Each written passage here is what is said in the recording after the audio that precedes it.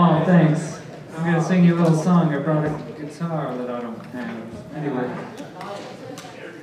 Air guitar, that's what it's called. So welcome once again to the hallowed halls of OCAD.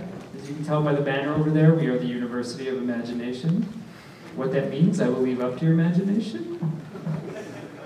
No.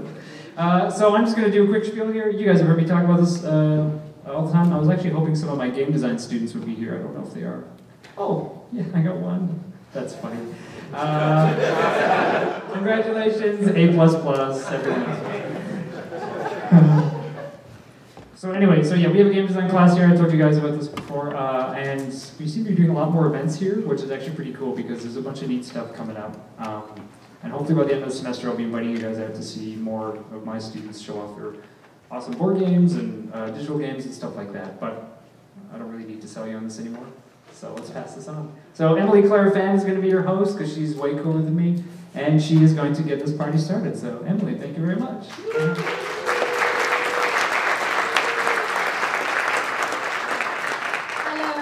Thanks for coming on this, I guess it's rainy, I don't really know, on a rainy Tuesday evening. So thanks for coming.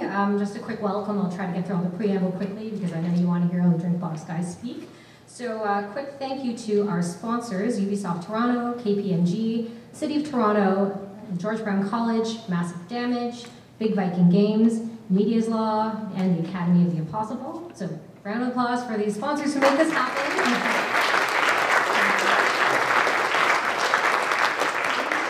And a quick note about events and games that have just been released. And so Interactive Ontario is hosting Game on Finance on November 20th and the 21st. And it's a business conference featuring Ubisoft Montreal, Rovio, Capybara Games, Get Set Games, and more. So you can go to gameonfinance.com for more information.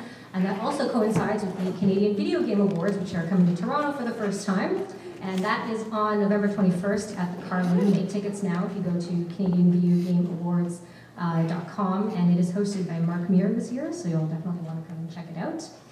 And we also have, you may have seen someone passing out flyers at the front. The Hour of Code Canada is taking place between December 8th and 12th, and what it does is it matches software engineers and coders with local schools to teach code. So you can go to hourofcodecanada.com for more information there.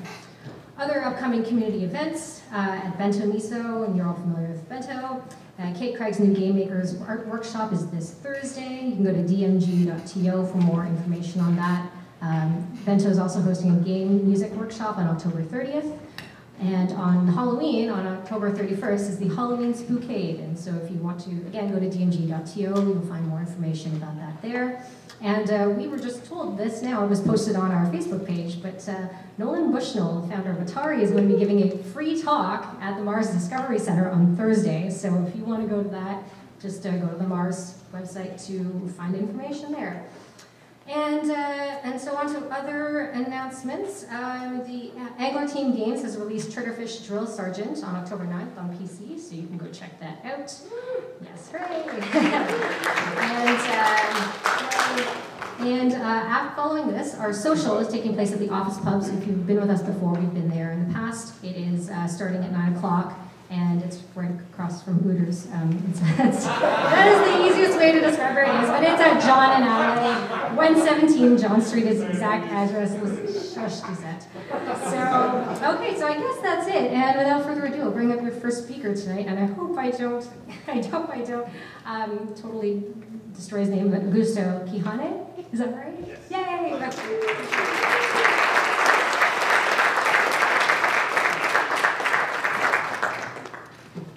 Hey guys, welcome.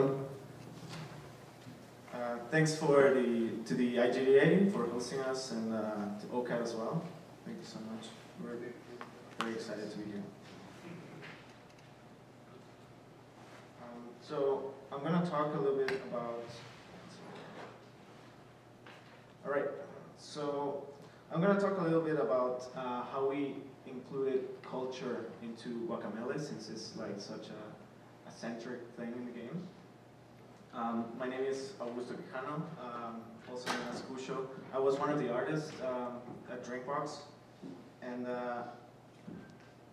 first, I'm just going to briefly introduce the game, I guess. I'm assuming most of you have heard about it or play a little bit, so that would make the post-mortem easier. But the idea of the game started, we were finishing our first game, it was around 2011.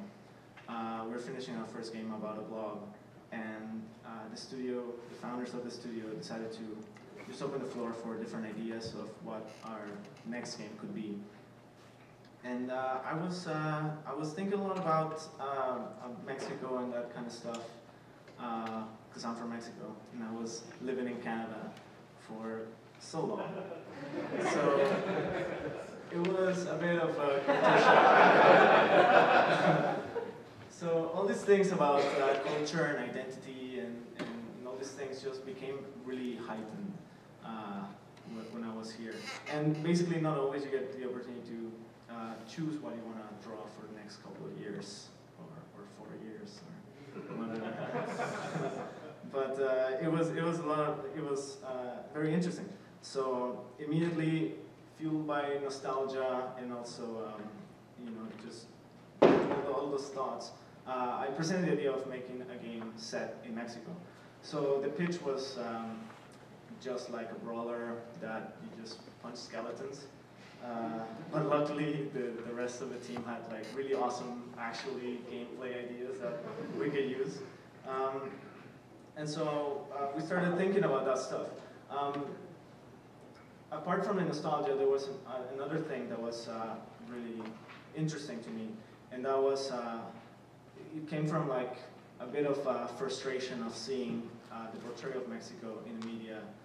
You just get the bad news. You just get a sliver of what Mexico is, or like what my experience was growing up there. So it was like always like a sepia desert with just like maybe bandits and people that are trying to kill you, or they're helpless and they need real cowboys to aid them or something like that. And that was not really my experience. I mean, obviously Mexico is it has a lot of conflict, but I felt like all the cool stuff was not being shown, and I think that was like something that the team really latched on when I was showing them the Mexico that I missed. That was a Mexico that was completely idyllic and fantasy, like no, everybody gets along and everybody's really welcoming and everything's colorful and everything's nice. And that was kind of the angle going into Guacamele. So that was an opportunity to show sides of Mexico people don't see often. So some, obviously hardworking in the fields, but also a lot of color, a lot of patterns and shapes that were really interesting visually, a lot of tradition, not only desert, but like rainforest and beaches and snowy mountains and rocky coasts, and people that still carry on with their costumes to this day. All the food, the huge metropolis that is like Mexico City, and several others. And of course, the stuff that you see, like the traditions, the skeletons, and all that folklore that gives Mexico a really strong sense of identity. So once this was sort of, in a way, approved, we were liking this idea. How do you even start to take a whole country's like proud history and like all this folklore and all these different cultures within this giant country? How do you funnel it into like a silly game about punching skeletons? So that was a really daunting task at the beginning, because I know how picky us Mexicans are with how things are portrayed. So I wanted to do a really good job at that, because I'll be the first to like complain that, oh, that's not Aztec, that's Inca, and like nobody cares, but it's so far away, so removed, that it seems a bit petty, but at the same time I know like it was really important to get that stuff right. So my solution was doing a lot of research, lots and lots of research. It was very important to get some of that stuff right. But I'm going to show you a couple of examples of how it was important to go into that point of view and not just stay with the flashy visuals. So the first thing I want to talk about is something that's very central to the game, which are obviously the luchadores, which are Mexican wrestlers. They wear masks, they fight in rings. Excuse me. And it's important to see that the luchadores are not only just this muscly guys with cool masks on. It goes much deeper than that. They've become a cultural icon for Mexico. And I think that's because there's like a weird mysticism that comes with them. There is, when the Spaniards came into Mexico with the Christianity, there was a lot of sort of like magic legends that got meshed with all the old cultures like the Aztecs and the Mayans and stuff like that. And Mexico's beliefs kind of have that sort of magic realism kind of thing. And the luchadores are part of that. The flashy masks are carried from the Aztec cultures and all that stuff. So that's why they do have those patterns. But also like the famous ones, El Santo means the saint, Místico means mystic, Máscara Sagrada is sacred mask. Here like some paintings of Huracán and Fray Tormenta, who was a priest, and he would like go and wrestle and then come back to the orphanage to fund the orphanage, basically. But like this combination of this like magic thing was something that for me makes the luchadores very unique. That is not like a Spider-Man or a Batman or a Superman. It makes it very Mexican in a way. So it was important to do that and to understand that, for instance, the mask is not something to conceal the identity. The mask is something that becomes their identity. Like El Santo was buried with his mask. It's really important. They're never shown, as you can see in this picture. They're wearing suits, going to the bank and talking about stuff. And they're just doing their normal lives, but with a mask on. So in the early parts of the prototype, we decided to not have Juan, the main character, be changing masks because that would feel fake, even though that might be easier to do some mechanics or something like that. I think this is something that needed to be consistent with the way that Mexican wrestlers are. And also like the high-flying moves, we didn't want a game that felt like just boxing. So I think it was important to keep that upbeat sort of like acrobatic style that is different from other type of wrestling in other parts of the world. The second example I want to talk about is the dead people, the representation of death in the Mexican culture. And death is seen as something that is about remembering and honoring and celebrating life when somebody dies. So in this satirical cartoons that started at the beginning of the 20th century, you see a lot of this like skeletons, but they're always partying, they're just having like a lot of fun, they're eating, they're dancing, and they seem to have more fun than the living people, which is a very interesting way to see death. So from the beginning it was important to show that part of the culture, since a lot of their enemies are going to be skeletons. We didn't want to have all the skeletons being associated with being evil necessarily, or have a more Halloween-y kind of like ghouls and ghosts kind of vibe, but to have something that represented more the cultural part of it. So in that realm, we made sure we added some NPCs and background characters and stuff like that that sort of reflected that feeling. So merging that folklore or that out, these are some other examples to show how that sort of thought process, we did that for everything, and that how that trickled into several parts of the game. So the idea of like going more into the detail of the meaning. So having Juan be an agave farmer making tequila is very specific. It's a very specific type of agave plant even, like a blue agave. Here are some examples of little stuff in the background, like these are pictures from my hometown. And this tree is a flamboyant tree, And what people do in the peninsula, I don't know if it's all over Mexico, but at least the peninsula has a very chalky bedrock. So people would take that chalk, mix it with water, and paint the bottom half of the trees so that the ants won't crawl up. So that's something that it's there, and like maybe some people won't notice, but like it's there. It just builds that authenticity in a way. Because our aim was always to not create a realistic Mexico. It's not geographically realistic. It's obviously a very silly version, a very fantasy version of it. But we wanted a sense of authenticity in the world. And we wanted to feel like it was genuinely Mexico and not just inspired by Mexican patterns or something like that. So here, like some distilleries and some piñas from the agaves, inspired for Juan's hut at the beginning. Even the pattern in the soccer ball, we could have gone with a traditional, pentagonal kind of thing, but I feel like that's like a very British design, and that was not like what you would see growing up playing in there. So this is the ball design for the Mexican World Cup. And even though like the detail is not there, at least there's some thought process that goes into all of these like little things.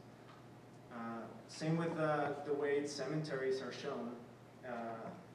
In Mexico, they're like kind of like little mausoleums almost.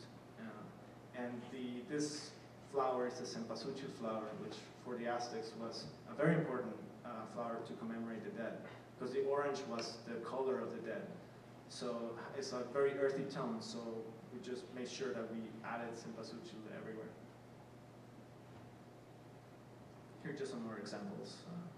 And also, not just in the background, but in the way the characters were inspired. So these are three that are very like local. They're like they're Mayan legends. They're from the peninsula. You will hear these legends growing up, like the Ixtabay hiding behind the ceiba tree, and like the Aluches, which are like a version of the gnomes or something, and the Huachihu, a man that would transform into a goat and haunt people or something. And these are like, these might be stories that not even people outside the region might know, but I think it just builds that sense of authenticity, drawing as deep as we could. And sometimes reinterpreting some of those things, like a jaguar warrior, making him literally a humanoid jaguar instead of a guy dressed in jaguar skin. And even things like a chupacabra, which it's kind of Mexican. You grow up with this thing, but this is what like the tabloids showed. The artist rendering of what it looked like. It just looked like a space alien. It was weird. But I think it was important to add a chupacabra in the game. But we tried to. At first, it wasn't working, and then we did a revision where let's put it more into an alebrije, which are these sculptures made of papier-mâché and wood about like these nightmarish creatures. And so we added that, and then we did our version of the chupacabra that kind of belonged in the aesthetic of our world, but also like trying to be authentic, but at the same time injecting some extra Mexican into it. And some of these, in this sub-process, some of these things even trickled to the gameplay, which is very special because now these things actually have a role to play in the game mechanics. So instead of having like a guy that's selling you stuff, or the save points being just like, I don't know, a floppy disk or something, we decided to make an altar, like a Day of the Dead altar. And like the reward when you finish the arenas, you get to smash a piñata, which that was like late in the game. I thought like we only had like one piñata before that I had to fight really hard to get down, and then we made the choice to put them everywhere, and now they're a bit annoying. People don't break them now. And then the Olmec heads, it was going to be one character, but then we needed a fast travel mechanic, and basically, if for some reason it makes sense to have talk to the Olmec heads, and it just teleports you to another Olmec head. So it's cool that actually, it works somehow in the game. And even in the level design, Chris McQueen, one of the designers, was running into a big problem in the first area, the first level, which is the forest level. It's our first big level, and people were getting lost when we were play testing because it was so massive and so like a labyrinth. And then he remembered some of the research that we did, and he remembered the cenotes in Yucatan, and so he decided to add one in the middle of the level. And all of a sudden, people were getting oriented. Now people would know where to go within the level, and also created this really cool visual. Created that, obviously that bridge scene at the beginning. So it just came, you know, once you do your homework at the beginning, then all these things kind of follow through as you go along. And the music, we put a lot of attention to the music. This is one of the composers. There were two, Ron DiPrisco and Peter Chapman. They both did an amazing job. And here's Peter playing vihuela, which is a mariachi instrument. He actually got like a legit vihuela and recorded it. I didn't know he went that far to make the sounds, but talking to him after the game was released, he told me how much he dove into the mariachi's patterns, time signatures, and like the instrumentation and all these things. And it shows because the music has a very authentic flavor. Because it's very easy to just fall into a world music category, or like, oh, we'll just add a bit of samba, a bit of tango, or something like that, which are completely like different cultures and countries and continents. So it was important to get it right, because there was a lot of richness in Mexican music. So I'm really happy with how the soundtrack came out, because it's really tough to give all these technical things to them, and also, oh yeah, but put a modern twist on it or something. So they actually did a great job. So to close, how was the reception of all this like cultural approach for us? It was mostly positive. People love the authenticity. A lot of Mexican people really enjoyed the game. They enjoyed the inside jokes, the combo call-outs. Like, these guys would pop in and say like weird slang Mexican words that people will tell me, I can't believe like you have this guy say this word, that's crazy. Like, how do you get away with that? But they're not. It's like, well, they don't speak Spanish. But, you know, those things that at the beginning you would think, oh, nobody's gonna get this joke, it's gonna go over their heads, and you know, nobody's gonna care. But actually, that's the few moments where like people really latch onto those things, those really inside jokes and stuff like that. And the main thing was like, you know, amidst all this turmoil and like bad news, I think this was kind of like, okay, this is a Mexico that's not being represented in a bad light. It's something that it doesn't make us feel ashamed, something that we can be proud of, or remind ourselves of all like the culture and stuff like that. Of course, there were some negatives in that regard, and some cultural aspect. So perpetuating some of the tropes in the story and the characters. So in our idea of recontextualizing some of these tropes into a Mexican sort of culture, things like the white chivo, the wise old man, it's a wise old goat man, or Presidente's daughter, it's a nation, so it wouldn't be a princess, it's not a monarchy. Right? Or you have Juan getting a magic mask instead of a magic sword, and it's a farmer, but he's an agave farmer. So all these things, that was sort of the idea going in. The problem is that we didn't realize how much perpetrating some of these things actually were hurtful or retrograde. So that was something that we didn't think at the beginning, and obviously became a problem. Alienating mixed-race Mexicans was another thing that was something that I did not anticipate.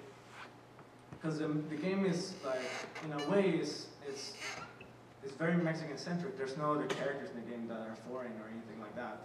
So I didn't think of someone that would not be living in Mexico but has Mexican heritage and be confused about not being sure whether this game was making fun of them or having fun with them. And I think it's a very valid point because the game doesn't have a voice or a character that voices sort of those concerns or something like that. And like less culturally relevant thing, the memes were incredibly divisive, and it's kind of sad that actually this was the most discussed thing of like the reception of the game. So yeah, so some advice if you're gonna deal with culture and you're gonna deal with some of these things in your game.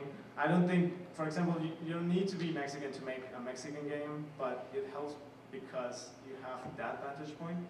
So the ideal thing would be to don't think as an outsider going to the culture, just dig deeper and deeper until you understand where they're coming from. And I think that's an important thing because I think celebrating our differences is very important. We should not shy away from that. And I think that would also be a good advice if you're dealing with like a fantasy world, something like that. Understand where these people are coming from in this make-believe world. So that's my advice. Thank you.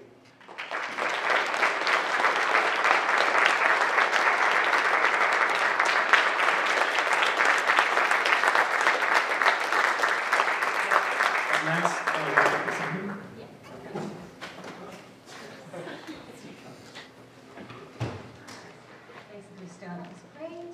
a quick note to everybody that I forgot to mention earlier. You'll notice that that Mike and Brad passed around some surveys, so that they help us a lot with planning for the next event. So when you fill those out and hand those back to us by the end of the night, that would be awesome. And something I always forget to tell everyone, but if you are on Twitter, we use the hashtag IGDATO if you want to tweet along with us. So please do that. On that note, we'll bring up Matthew Johns to speak next.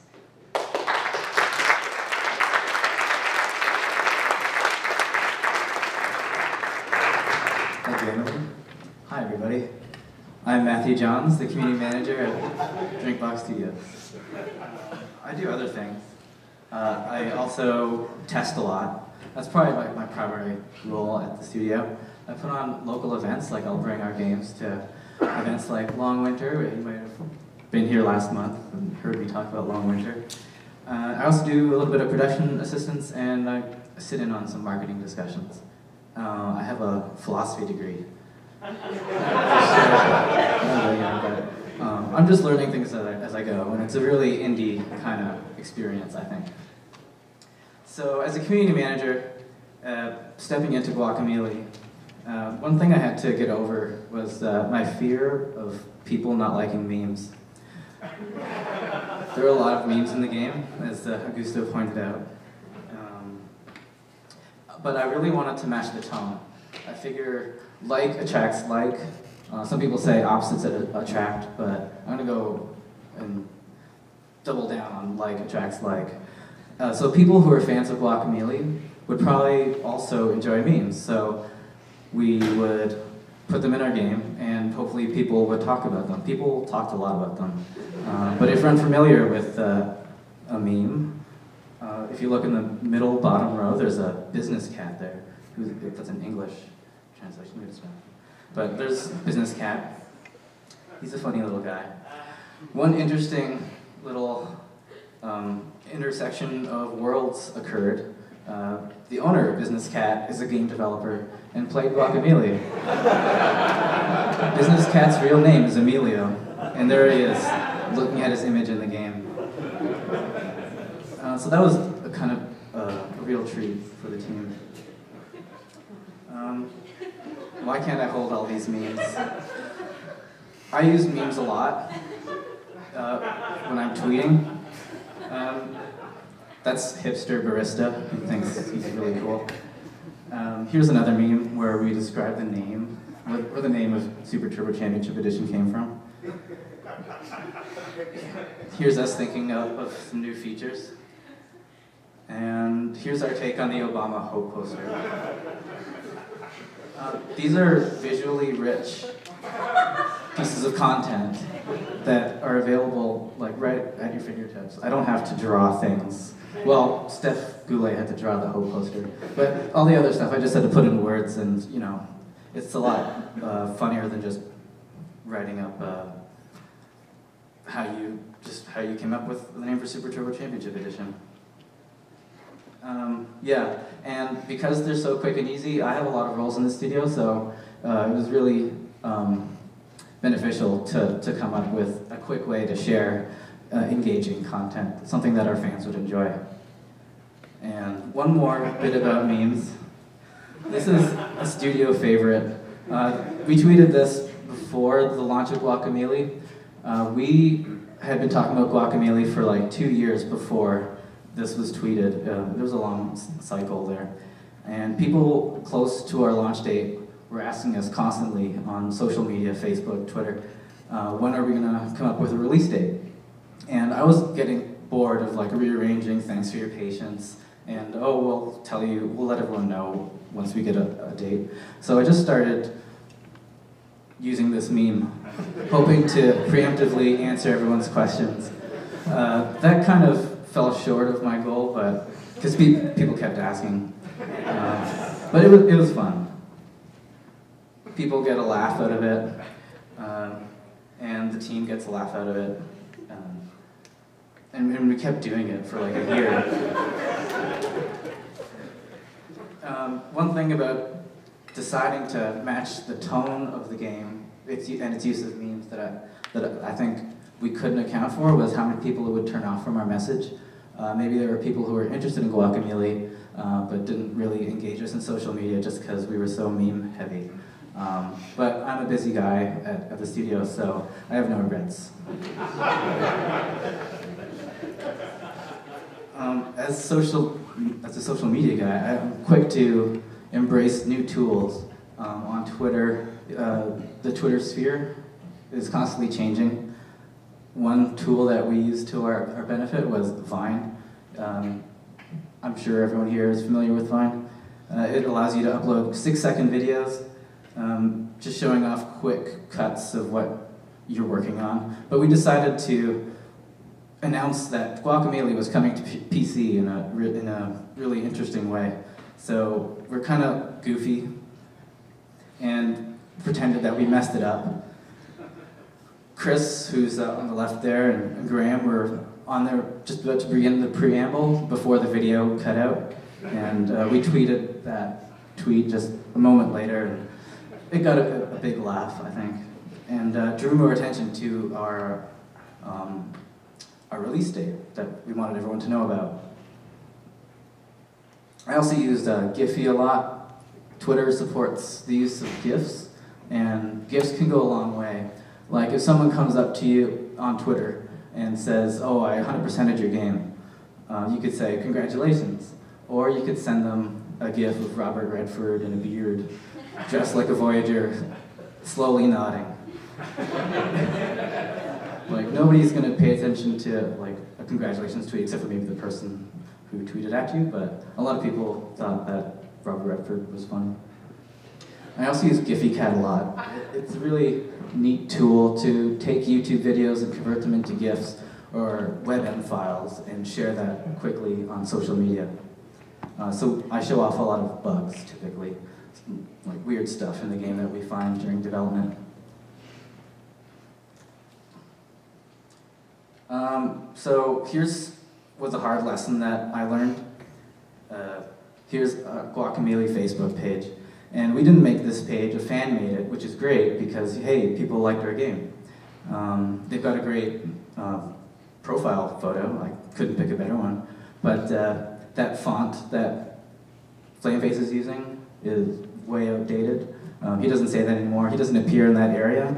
And if you look at the previous posts, the last one was from January 9th, and the one before that was from June of last year. And there's been so much news about GUACAMELEE that came out since then. We had Super Turbo Championship Edition, for example, and this isn't mentioned at all in the Facebook page. So we have our own Facebook page, and I'm not like a big Facebook user. I don't really enjoy it as a social media platform, and I think I let my personal prejudice get in the way of an opportunity to spread the word about GUACAMELEE, because I think some people will gravitate towards a game rather than a developer, if, say, you're not like a single person.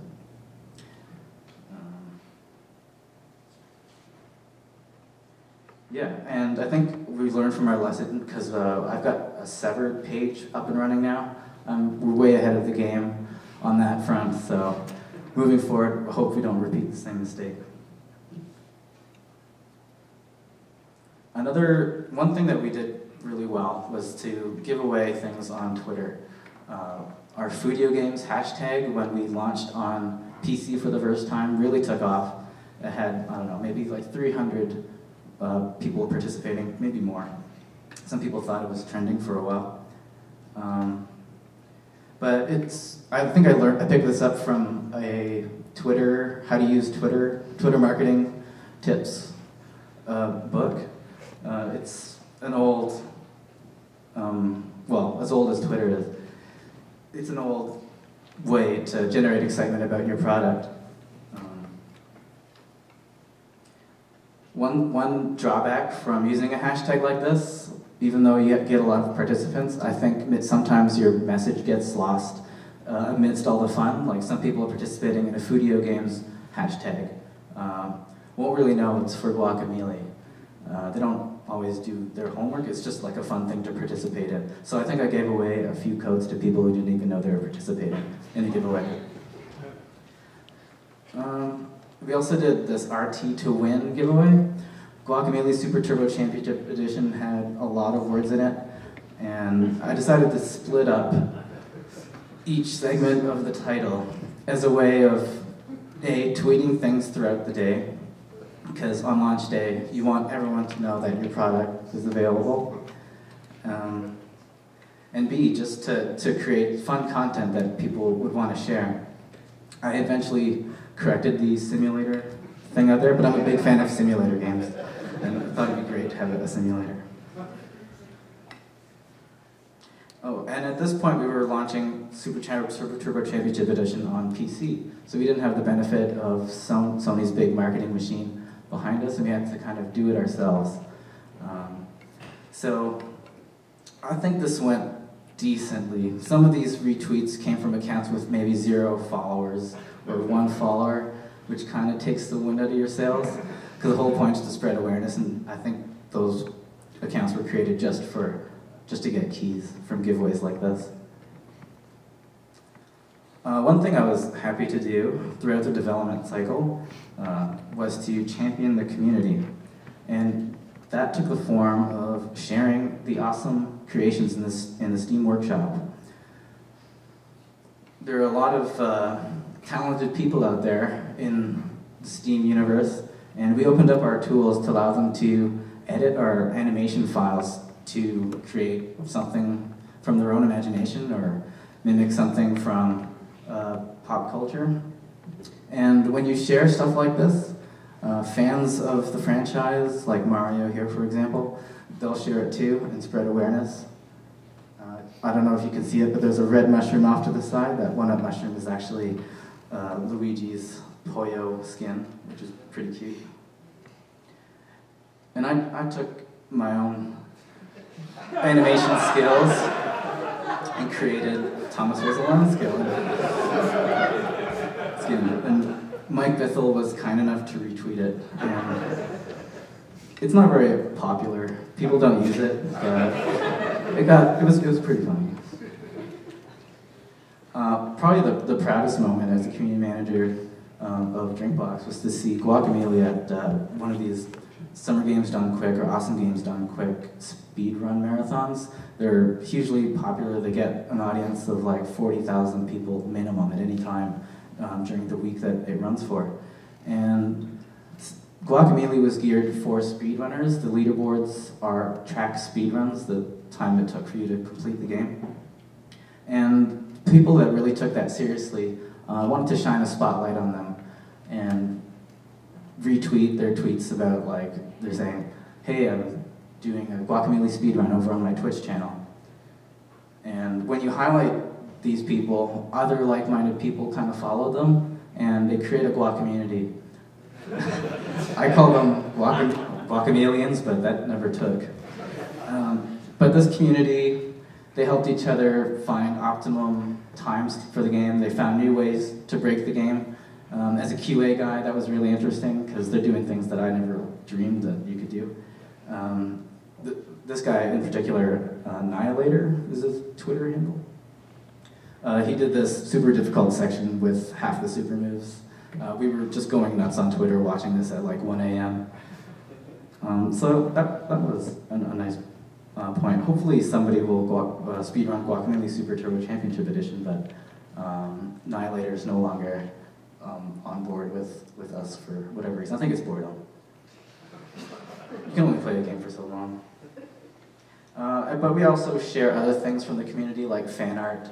We're big fans of fan art. We've got a couple blog posts with huge galleries of fan art, from the really beautiful to the just a sketch to the really weird stuff on DeviantArt.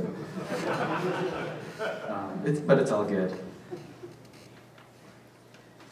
Oh, and one time I was caught with my pants down was at the IGF festival in San Francisco at the GDC Awards.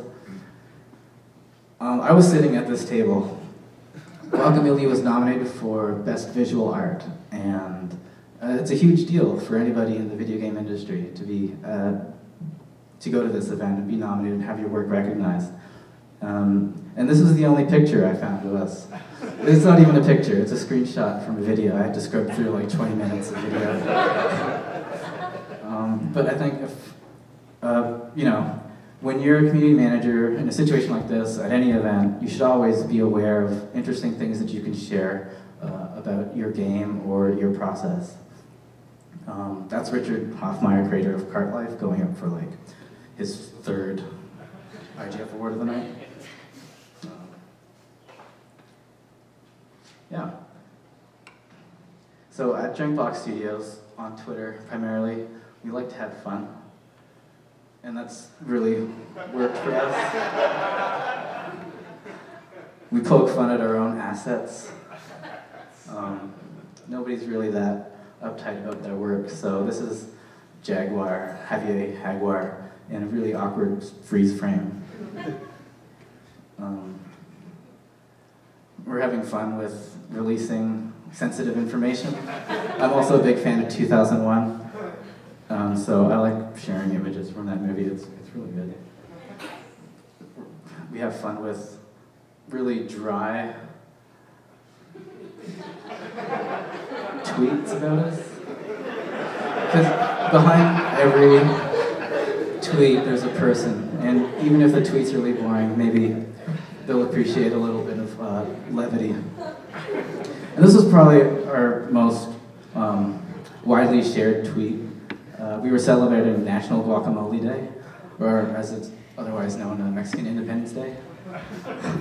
We did it's true. It's weird. No, it's not actually. It totally makes sense. But we celebrated Mexican Independence Day the year before, so we had fun of made fun of a Julia Roberts movie, which might be good. I haven't seen it.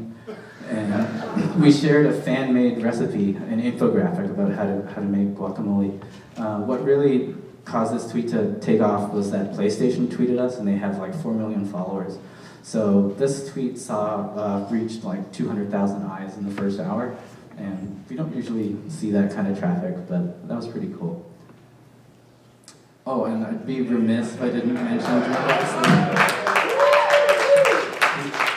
He was born out of a misguided face tattoo giveaway. He was actually a real person. Oh, he is a real person. He's still alive. I could tell you his name, I think. There were concerns that we would get sued, especially the people who handled the money.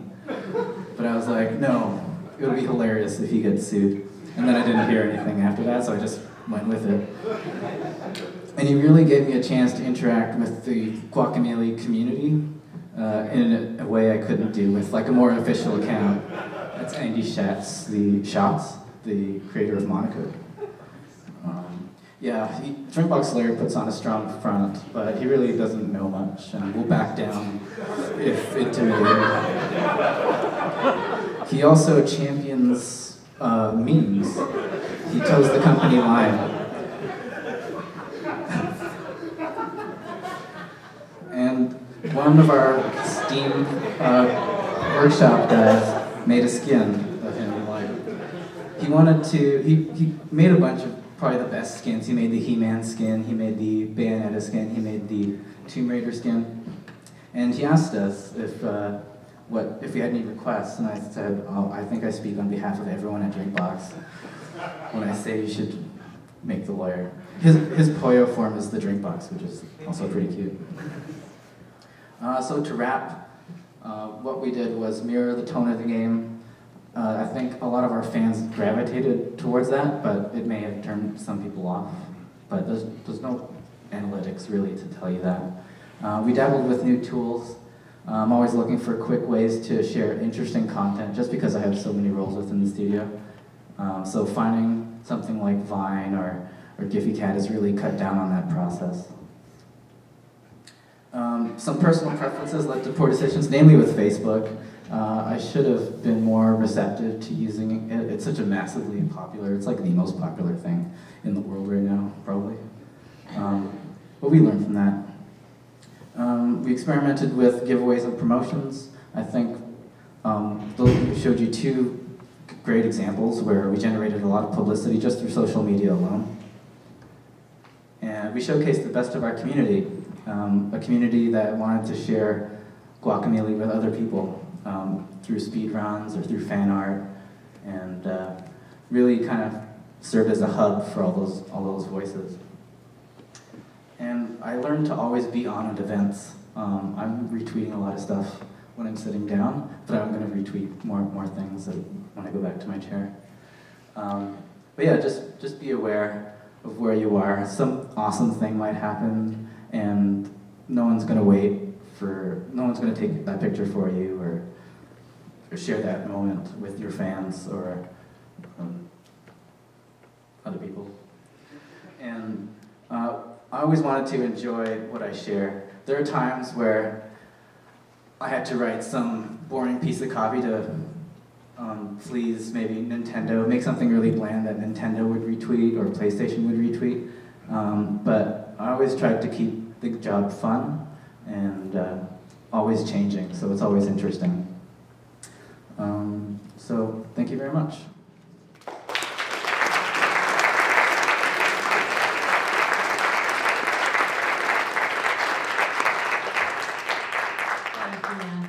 I'll keep this short. I have no memes, and I'll give Greg a chance to put his shoes on. Or he's not going to put his shoes on. He's just going to come up here in his socks. All right. So I just want to do also a quick shout out to Rhett Fester in the back, who films all of our talks and puts them up on YouTube. So shout out to Rhett.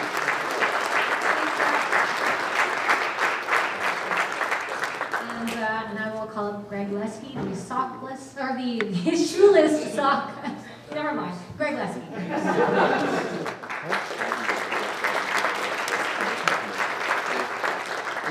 Thanks for coming up. I always present in socks only. I don't know why, it's just something I've always done. It's more comfortable that way. So,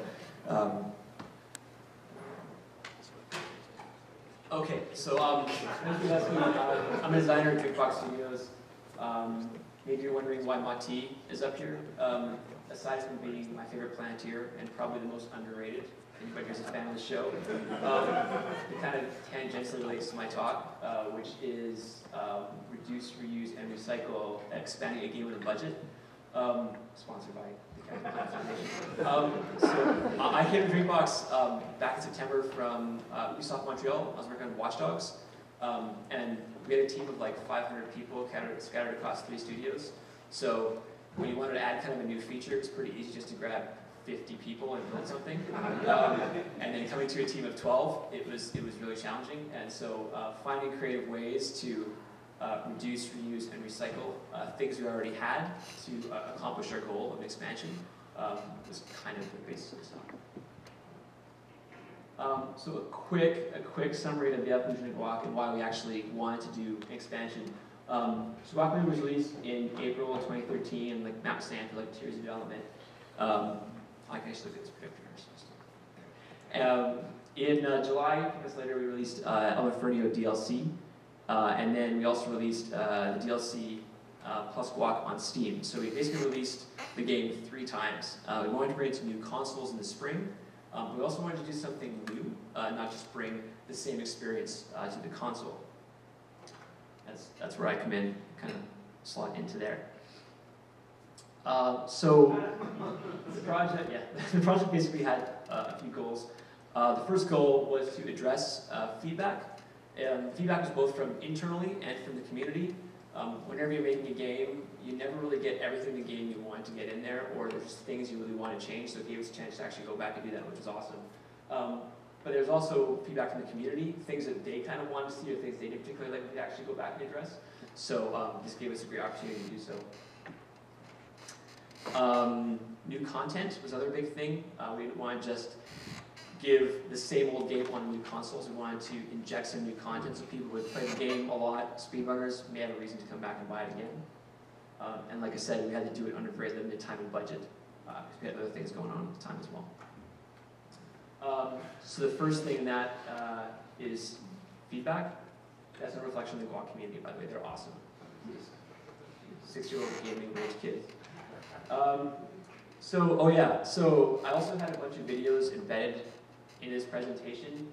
I've never seen a PowerPoint presentation go where embedded videos work, and it didn't work again. So I'm going to have to jump in and out on YouTube to get this going, because talking about gameplay to people who haven't played the game is a bit difficult, so I'd rather show you. So if you take nothing away from this presentation, don't trust Microsoft. Windows. Xbox is awesome. Sorry. Okay. So the first bit of feedback is the combat was stiff and sluggish. And this feedback is just from like a conglomeration of reviews. It wasn't like one particular person in particular. So this was actually a really easy one in the original GUAC. There were a lot of, if you guys played fighting games, there were like a lot of hit pauses. The animation times were a little bit inconsistent, some were a bit slow, some were a bit faster. And just general tuning of the animation speeds and grapple times. So this was actually a really easy thing for us to do. We basically just got rid of some of the hit pauses, sped up the animation times, and as a result, so I don't know if it's quite clear in that one. The combat feels, this guy's any good, just a second. There we go. So the combat's a little bit faster, which kind of keeps in line with the whole idea of being super turbo. So with really just a couple cheap variable tunings, we were able to accomplish a piece of feedback. Okay, the next one, okay. Oh, and we had screen shake too, very important. Always add screen shake. Flam beers taught us nothing. Screen shake is like the cheapest way to do anything. We also already had screen shake in the game. So basically, by adding screen shake to all the moves, or to some of the moves, you kind of got more power, and the screen was actually moving, so the combat felt less stiff. Screen movement can go a long way. Right, next one. I'm going to go to this because it's such an awesome gift. Okay, so from one reviewer in particular on Giant Bomb, they said the game was great, they loved it, except they were really disappointed there was no pile drivers in the game. You know, being a Luchador game, why are there no pile drivers in the game? And the fact was that there actually were pile drivers in the game. They just hadn't found them. They didn't know they were doing them, which is kind of huge. The fact that a reviewer who plays tons of games didn't even notice you guys had pile drivers.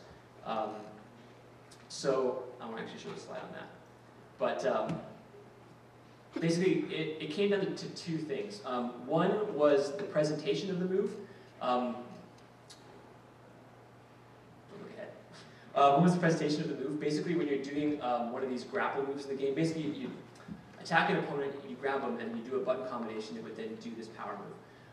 But there wasn't really any visual feedback you expect like you see in a Street Fighter game where particles blow up on the screen, and the player gets a really clear sense of what they were doing, so that visual feedback wasn't there. That was really difficult for us to change. Is that very distracting? That was a little bit difficult for us to change because the way our animation system worked, each character was broken up into its own animation file, and we had like 12 characters, 8 characters. Look at the animators right now. 17? We had lots of characters in the game, so just to change one move meant we had to go back and do like 17 different iterations of it per move, and we didn't have the animation budget for that at all. So that wasn't one of the things we could address, but one of the things we could address was accessibility. So the way these moves kind of worked was, first you had to buy them at the store using pesos. Then in combat, you had to sort of beat a guy up to get him to a state where you could grapple him. Then you had to execute the grapple. And then you had to do something which actually is quite advanced in fighting games. It's called like a move cancel. So you grapple the guy, which initiates an automatic throw. But if you want to do a grapple move, you cancel the throw and then do a grapple. So it's quite an advanced move to do. So it's kind of creating this barrier of entry for players who didn't really play the game or really couldn't respond in the time they had to do a grapple. So all we did to address that was we just removed the money aspect and the directional aspect. So basically, the moves were there from the very beginning of the game. The player actually had a small tutorial on how to do them, and they didn't have to push direction. So basically, if you're in a grapple, any other button you press does something. So even if the player didn't mean to do it, because pressing a button will always have a positive effect, it was a positive thing for the player. And so they ended up using grapples a lot more in the playtest that we saw than if we hadn't. The other thing we did, the third piece of feedback that we addressed was difficulty spikes.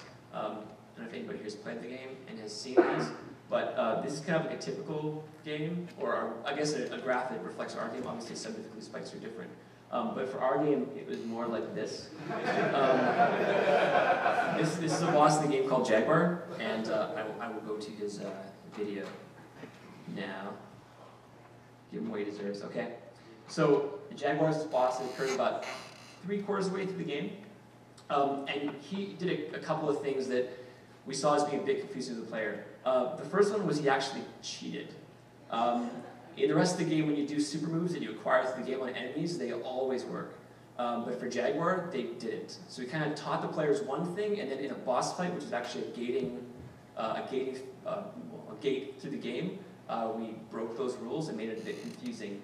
The other thing was he does this thing here to see where he sort of swaps dimensions. So those who have played Guacamelee, you're also able to swap dimensions between the world of the living and the world of the dead. So some enemies are in the world of the living, then if you're in the world of the living, you can hit them. Enemies in the world of the dead, you can't hit. So he was kind of at random times. And his animation for getting juggled by the player when you're hitting him was this not really clear dodging animation that other enemies had. So it wasn't really clear to the player what was happening. So what we did was, aside from removing his ability to cheat, we tied his ability to swap with the dodge, and kind of combined the two together, so the player got a very clear visual indicator that, is he going to do it? Is he going to do it? There we go. So the player got a very clear visual indicator as to why he dodged the attack, so it's a bit more clear to the players.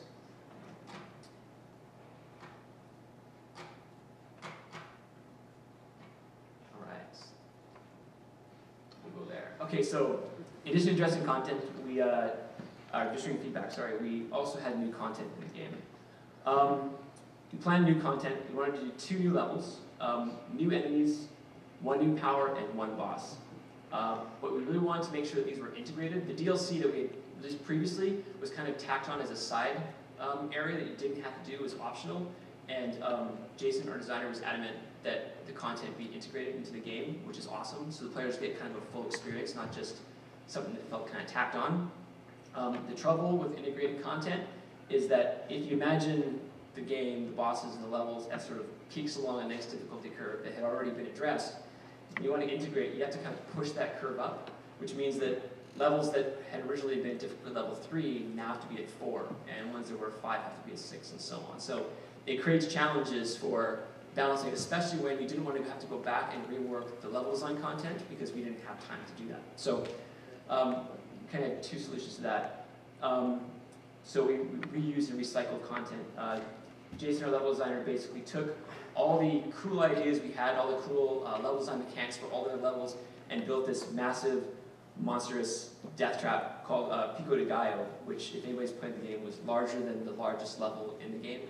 I think play times for some people were like 2.5 hours to get through it. The game was only 6, so that's a pretty big level. And the average death count was really high. Because basically everything in there was set to kill you, so if you like misjump, you're dead. And that was awesome. I mean, we loved it because we played the game so many times. It was so nice to be able to jump in there and really be challenged. But in playtests, even internally, it was way, way too hard. And the problem was that then you sort of have this problem where if this was level 7 and the last level was level 8, if this level is so crazy, challenging, and amazing, and then suddenly people go back to level 8, and they're like, well, this isn't quite as cool as the last level. So we had to tone it down a little bit, which is the reduce part of things, and ended up with a lot of like painful editing on Jason's part to be a pretty fantastic level. We also did new enemies. So we tried adding a couple of new enemies earlier on in the game. Here is one of them. These are flying fish. They're not really dangerous. They don't really do too much. So we didn't really have like a lot of time to build these complex enemies. The one thing they did do, which was really nice, was that in our game, one of the things we noticed in our game, you have the ability to dodge, and that becomes very, very critical later on in the game. The problem is players who didn't dodge early on in the game would then get to the end of the game and not dodge and get killed. Something else, sorry. So the nice thing about these fish was they actually were good to teach the player how to dodge early on and reinforce that later on in the game. So we actually were able to use that to our advantage. We also had a charger enemy that ran back and forth. So we had to be creative, essentially, in how we were going to create these new enemies. So we basically repurposed enemies in the game. We took the 3 basic skeletons that were in the game. There was the green skeleton, the red skeleton, and the yellow skeleton. The green just had this really simple attack. The yellow skeleton rolled around and attacked, and the red skeleton threw projectiles. We reskinned them as these really scary-looking guys, and we gave them the ability to teleport in the map. Basically, Guacamele is kind of a game about crowd control. You're constantly grabbing enemies and throwing them into the corner, and you always know where they are. This gave us a chance to have enemies that you'd attack would suddenly disappear, and you weren't quite sure when they were going to come back in. They'd pop in behind you and kill you. I don't know if this guy's getting killed or not. It's probably pretty good.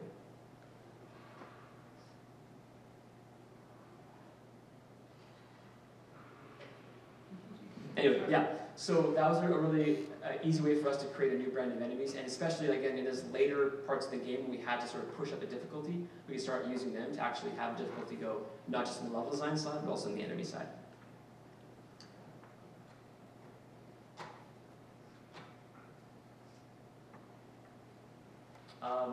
With that came rebalancing. Another thing that was actually relatively easy to do, we just went back and we basically retuned all the areas of the game so that it was like a nice gentle curve.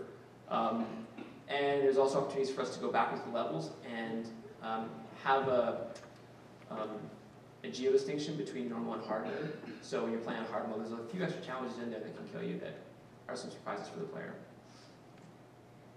The other big feature we had was Intenso. I'll put the power on. So from the outside, we really wanted to add a new power to the game, a new ability for the player to get. The problem was in Guacamele, all the powers that you get in the game have a dual purpose. You use them in combat to fight, but you also use them to navigate the world. So you're able to use an uppercut to jump up to higher platforms, or a dash punch to get across long gaps. So for us to create a new navigational power meant that we either had to only really use it in the new levels, or we had to somehow go back and retrofit the old levels, which we couldn't do. So we decided instead to create a power that was more like something that would customize the player's playstyle and let them use it anytime they wanted.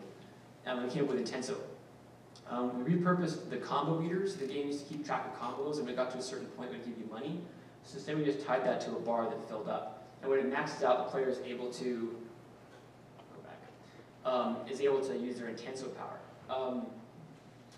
Originally, it was meant to be a slotted system, so the players would be able to say, like, if you were somebody who really wanted to be faster in combat and didn't really care too much about power, you could slot in the speed one, it would make you go faster. Or if you wanted to do more damage, you could do the power one. Or if you wanted to gain health back in combat, you could use the health regen one. But due to scoping issues, we couldn't quite do that. We ended up with what it is right now.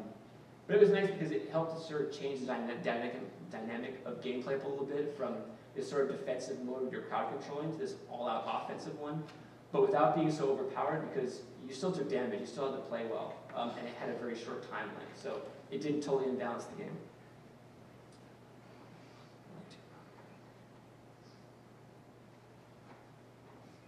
Sorry about this, guys. So the other power we put in the game, which didn't really have a huge purpose, we just thought it was kind of fun and funny, was the polo bomb. So in the game, you can transform into a chicken and to get through narrow passages, and now they lay explosive eggs, which is sort of fun. This is some fan art that Noreen did. I don't know know if she's here tonight or not, but she's not here. Okay, she was awesome fan art. And if we do a Guac 2, or I guess when we do a Guac 2, we're probably going to have rideable chickens in the game, because that would be awesome. That was just for fun, kind of like a little nod to Metroidvania. It didn't take a lot of work, and we were hoping it's one of those things that fans would, tweet about or laugh about or joke about. The last thing we did was a boss fight. If anybody here has had to do a boss fight for a game, it takes an incredible amount of resources, usually a lot more than you planned. So we had to be really smart in how we created the boss. So our artist came up with this concept for El Trio, who's this three-headed mariachi band bad guy bent on bringing back his undead fourth brother to reform El Cuatro. And El Cuatro, yeah, okay, sorry. So we wanted to be smart about it. We wanted to give him kind of multiple phases that any boss fight needs. So we simplified it by having one animation for the first stage of the fight and a moving platform with these musical notes that bounce all over the place and kill you. I don't know why they do, but no one's ever mentioned it, so that's great. We repurposed the same animation in the second phase. Up here, the idea is he's playing to a crowd, he's a musician, this mosh pit of skeletons spawn in, and you have to kind of throw them on stage like beer bottles or shoes, and try to stun him, and then jump up and fight him. And then sort of reuse the same animation for the first and second phase, just change the platform and positioning. And then the third phase is he reassembles in this giant three-person totem pole. And again, this was like a really simple animation. Well, sorry, the animators. I don't mean simple. It was, in a sense, that they're not doing a whole lot of movement. There's not a lot of, crazy poses they have to worry about. So it was less work than, say, a giant warbling totem pole guy. And you have to basically punch all three heads and dodge these particle effect beams as you're trying to fight him.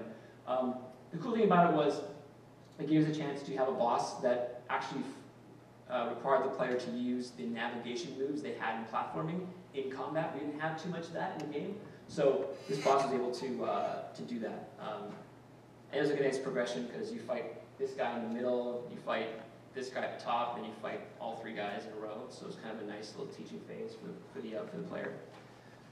So you got a relatively cheap boss as far as bosses go, but he was still a ton of work and took a ton of iteration to get right.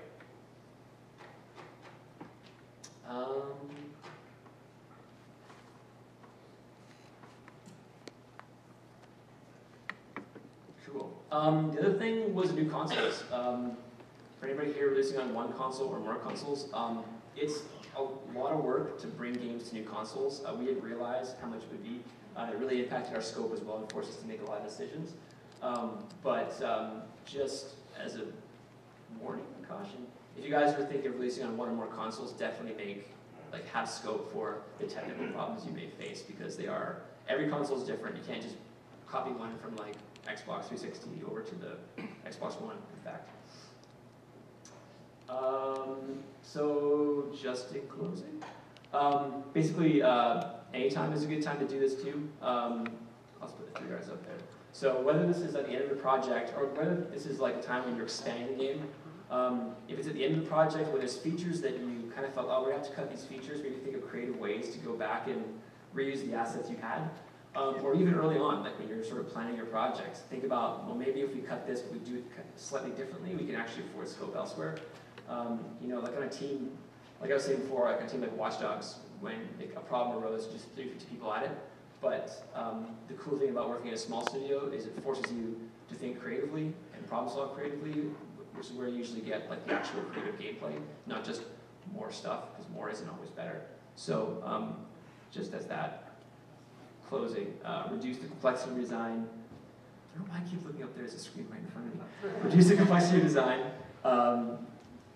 More doesn't mean better. Reuse 2D mechanics and think about gameplay and different combinations, and recycle existing assets and mechanics and old ideas in new ways. So that's it for us.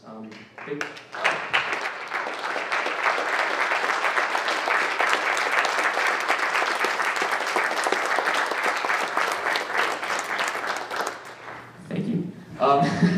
No, so big thanks to everyone for coming out tonight. Thanks to Emily for presenting, and IGDA for hosting this, and OCAD for giving us this awesome space to present. Yeah, I think we have, stay there? Okay. We're going to do a Q&A now. We're going to do about 10 minutes of Q&A, so if Matt and Augusto want to come up here. And they'll just stand here. So if you've got questions, don't be shy. Any questions? No questions? I know you're biased, but would you say you reached more people through Twitter or Facebook? Definitely through Twitter. Our Facebook page has maybe almost 3,000 likes. It sounds so dumb saying it. But we've got almost 10,000 followers on Twitter now, so, and yeah, we had one Facebook post that Nintendo promoted. We worked with them to create some content, and that reached like a lot of people, but typically Twitter's the way to go to talk to our fans. Yeah. With the Facebook thing, I noticed when you posted the two pictures to compare them that the fan Facebook page had more likes than yours did. Yeah, I was going to mention that. Maybe you guys could give assets or tools or whatever to your fans to be able to populate their own Facebook pages and let them be the worker bees for you to help you out with that. Yeah, that's an awesome suggestion. I think we tried that, but found the process to be exhaustive. Like, we're not paying these people, and they're just doing it. But, I don't know, if someone makes a more successful severed page, we might give it a shot. Thanks. Yes? When you change a mechanic like you did with the grapple to simplify it a tiny bit, do you ever think about including the old mechanic for people who are used to that? Actually, yeah, that's a good question. We actually did in some cases. Another mechanic in the case of this was when you grab the wall, it used to be that you held triangle. The problem was that when you press triangle in a direction, you'd also do a dash move. So we actually left it as pressing against the wall, but we left the triangle in there as well. So there were times we did that, but I guess, yeah, like the grapple mechanic, for example, is, for other players, it's actually almost exactly the same, because you can still press down and circle, like you used to do the move. So we try to whenever we can, but at the same time, it's kind of nice to kind of commit to something and go, this works, this is what we're going to go with.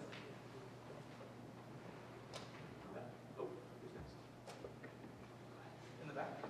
Is there somewhere in Super Turbo Championship Edition where I can still see all the memes that were taken out? Actually.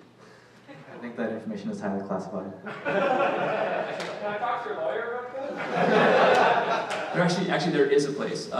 Jason built a special secret room that has all the memes in it. So if you can find it, they're in there.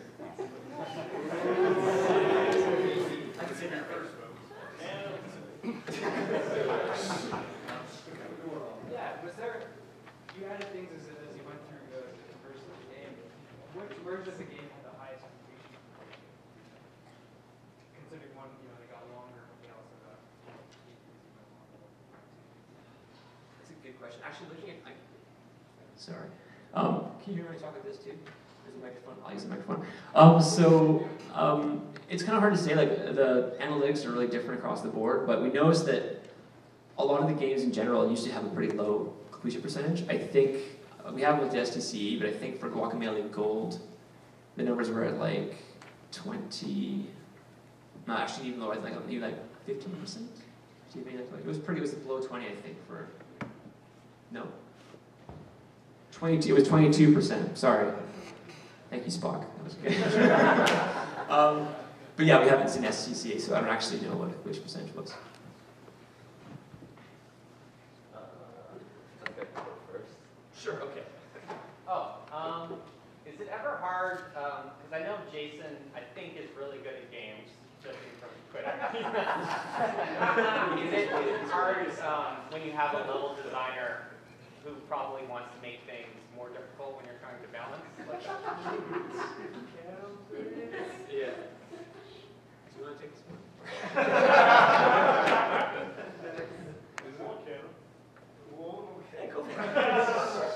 So what's the question? I heard Jason is really good at video games. So yes. The question was? Is it is it hard when you want to make things how you want to play them, but you know you have to balance? You know? Yeah, it's very important, I learned, through a lot of work and a lot of the level design iteration, that it's really important to separate yourself from that. It starts off really well, it starts off fun, but when you work too hard to accomplish that, it really takes away from what you're creating.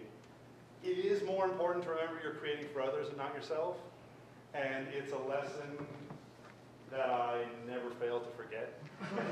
And every single time I work and do something. It's easy to draw from your own inspirations, from your own experience, so I always start out creating what I want. And that's why the feedback and the iteration process is very important, because you do kind of smooth that out. Those difficulty curves with other people's input helps that out a whole lot. But it happens every single time where, yes, I will always start off making what I want, and then everyone will yell at me a bunch, and it'll be much better afterwards. We usually just make Steph play it, and he's terrible.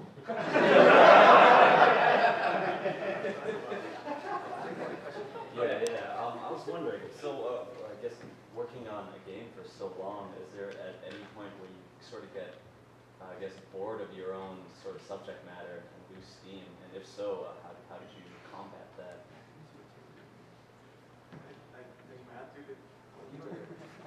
Well, yeah, you get tired of it. No, you constantly. I mean, it's a game that allows for a lot of experimentation and silliness, and yeah, it's fun. It's not like our first game was like a puzzle game, so you played it twice and you're like, oh, it's done. But this one, the combat allows you to be a bit creative, so you're constantly finding stuff, and even when you see like the speed runners, it's like, I can't believe you're using the same game I've been playing for like 3 years and using it in a different way. And all the process has been like increments, so there's always sort of new content that we're adding. So for DLC, we went back to concepting phase for some areas. For the new consoles, we also did that. So it's a balance. It goes up and down, but it's not too bad.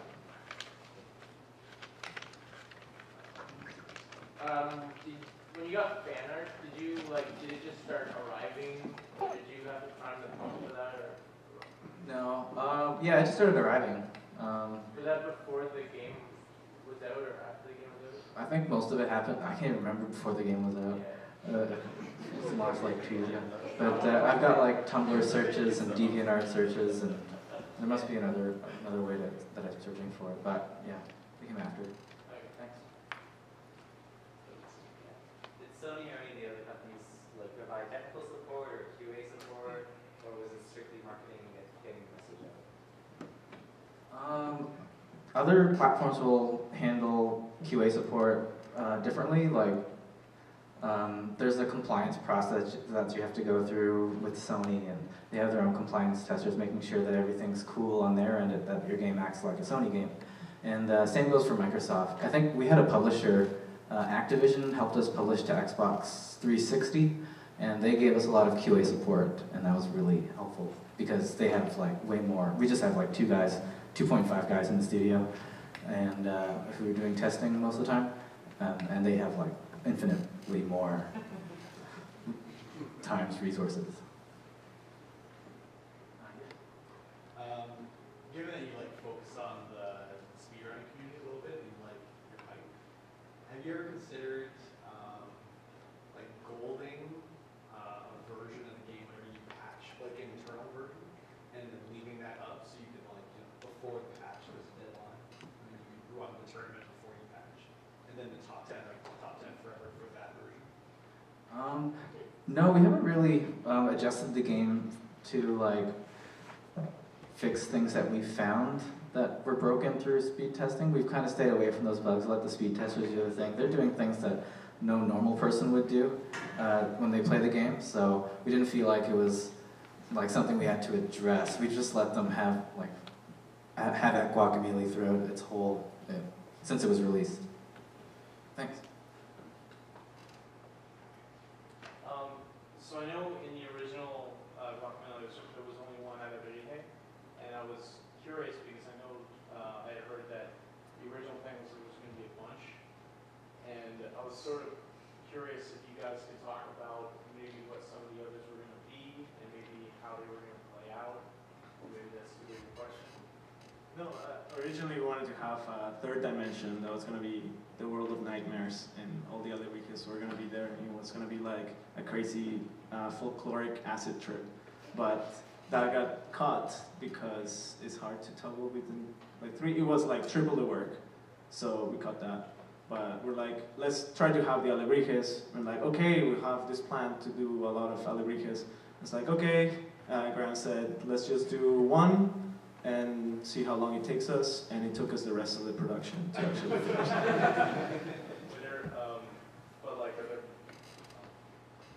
The other ones didn't even make it to the concept phase.